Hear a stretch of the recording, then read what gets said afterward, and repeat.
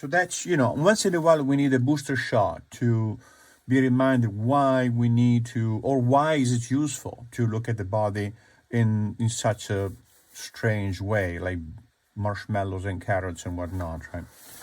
Just a reminder, right? When we draw the figure in the studio, this is how we do it, right? Block in the head, right, like this, and you can find out the angle of the head like this. That this is the rib cage, right? This is the actual skeleton, right? Like that makes sense. So now you have this alignment like this, right? See that? This is all structural. Then I find the pubic bone, take that, double it. The feet are here, right?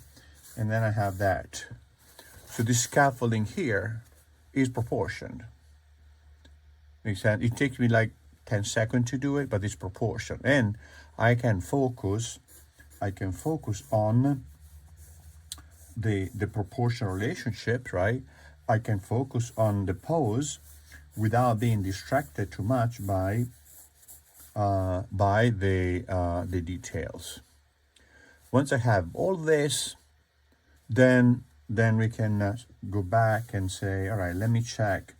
This is the iliac crest. See, they're gonna start coating the muscle. This is the inguinal ligament. See that here like this, right? This is the gluteus, right? This is the genitals are gonna be here, right? And here is the costal arch. So I want to show you the advantage of these numbers and things, right? Because now we don't measure much, we use more intuition, right? So here we have now the rib cage, the costal arch.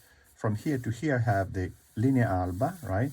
And the navel is going to be about between the iliac crest, sorry, the costal arch and the iliac crest here, like this, right?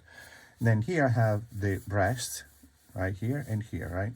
Maybe this is because the rib cage is slightly turned this way. So I see this breast here this way, and this is going to be slightly at an angle like that, right? So here I have the neck, right? And the head is turned like that, right? Which I can decide to turn the head whichever way I want, right? Now this is going to give me, right, the length of the arms, right, connecting with the rib cage properly here, right? Here, right? The length of this is more or less the same length as it reaches down at the level of the rib cage. This is going to be higher, but also is going to be foreshortened. So this instead, if it's parallel to the rib cage, I can trust this measurement here. But this, as it moves out, abducted and moving back, then it's going to be a different thing. How do I measure it in this case in here? Well, I can simply line it up here and then say, oh, look, that gets to the level of the costal arch. Done. Makes sense? So, then we have, maybe I can turn the head a little bit to the right here, like this, right? Right? Like this. And arm, like that, right?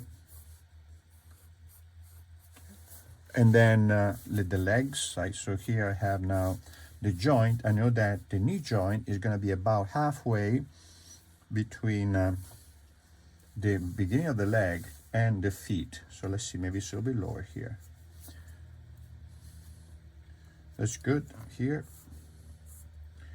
And like that, right? So now I have the thigh, the bicep here, the quadricep and the adductors, right? See how we get the anatomy blocked down very quickly, right? And then here we have the calves coming down like this, going down like that. This is the shin. This is the calf, the gastrocnemius on the other side, right? And this is the malleolus, and that's the foot. So same here like this, but this leg is seen from the side. So we block this in here like this, right? Peak of the quadricep, patella. This is going to be the sartorius, going down like this, right, to the goose foot. That's the gastroc, right? This is now the shin, and then this is the heel, and that's the foot, right? So, you know what I'm saying? So we can really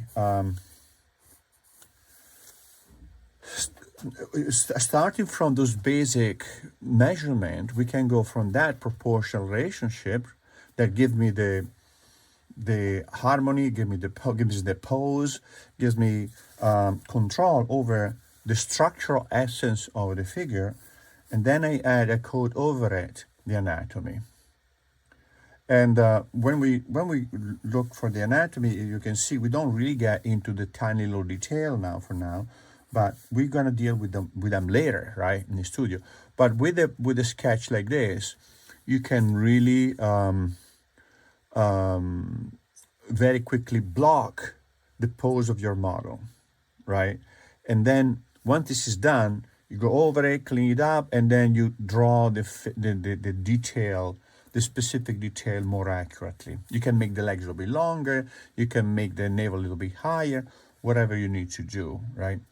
So that's, once in a while we need a booster shot to be reminded why we need to, or why is it useful to look at the body in such a strange way, like marshmallows and carrots and whatnot, right?